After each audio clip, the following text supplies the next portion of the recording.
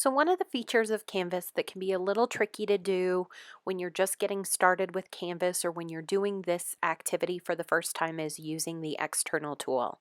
The external tool is Canvas's version of making a copy of a Google item for each student. In other words, the teacher creates a master document like a table or a worksheet, and the teacher sets it up with the external tool. So when you click the right buttons, it will make a copy of that document. You can edit it and type right in the document, and when you're done, you can turn in that document back to the teacher with your changes, and every student's individual copy will be unique to that student.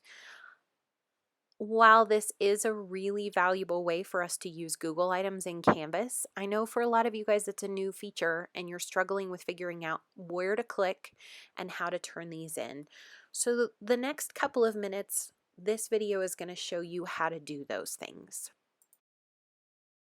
Let's start by talking about how you're going to know that your teacher is using an external tool based on the way the assignment looks.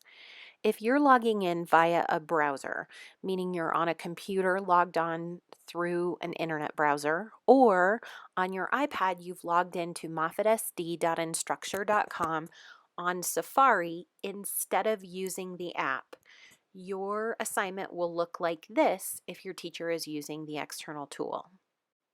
You'll know your teacher is using an external tool because you'll see a button like the one at the bottom that asks you to load the lesson assignment in a new window.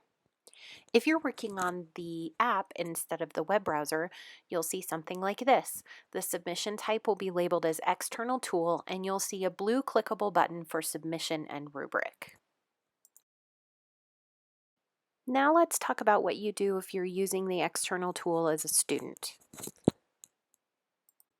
If you're going through the website, you're going to click on that button, in this case that says Load Lesson 2 to start the process.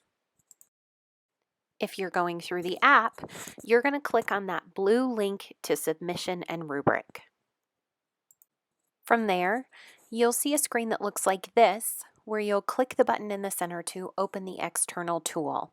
Now, if you've used this tool before with Canvas, it may send you straight into the next document screen. If not, it may ask you to authorize your Google account in order to be able to use this, and you can go ahead and click OK. This is a safe tool, and we don't have any concerns about you authorizing Canvas to have access to your Google. Whether you click the external tool link through the app or the website, you will get to a screen that looks something like this. It has a picture of the document that your teacher has shared, and on the left side of that document, you'll see a blue linked title that you can click on to make your copy.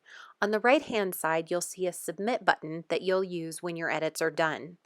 In order to move forward, you need to click on that blue link in the upper left-hand corner so that this document gets copied into your Google Drive. One of the mistakes that students often make is they try to edit the document down below because they can see what that document looks like. Unfortunately, it won't let you make any edits in this screen.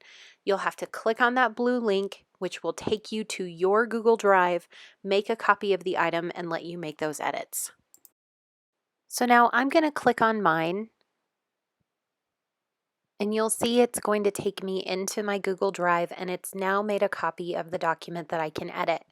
If you're working on the iPad, you need to remember that you'll have to click the blue pencil icon in the lower right-hand corner before it will let you edit this document. This copy is solely yours. So now that I have my own copy of the document, I'm going to start to edit it so that I can submit my edits to my teacher. So I'm going to type in this box. For the purposes of this exercise, it doesn't really matter what I type, but my answers are going to be recorded back in Canvas, even though it looks to me like I'm just editing it in a Google Doc. If I click back into that Canvas tab, you can see that that Canvas screen where I couldn't edit the document before now shows all of those edits I made in my Google Drive side. So when I click submit, it's submitting this version of the document with my edits already in it. So I don't need to edit it in Canvas. I can edit it in my Google Drive, then go back to Canvas to submit it, and the teacher will be able to see my edits. So if you have questions at this point, feel free to ask your teacher, or you can get in touch with me directly and we'd be happy to help you. Good luck, students.